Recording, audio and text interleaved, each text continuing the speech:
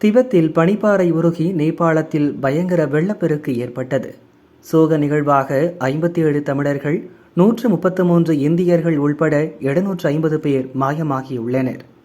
இதில் ஈஷா யோகா குழு சார்பில் ஆன்மீக சுற்றுலா சென்ற 80 பேரும் அடங்குவர்.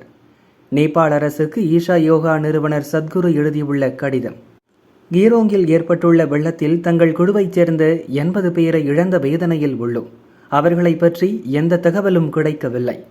பாதிக்கப்பட்ட குடும்பங்களுடன் என்னையும் சில ஆர்வலர்களையும் அங்கு செல்ல அனுமதிக்க வேண்டும்.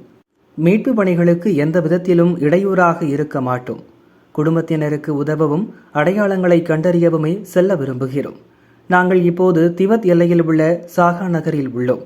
கீரோங் செல்வதற்கான அனுமதியை வழங்குமாறு பணிவுடன் கேட்டுக்கொள்கிறோம் என வேண்டுகோள் விடுத்துள்ளார்.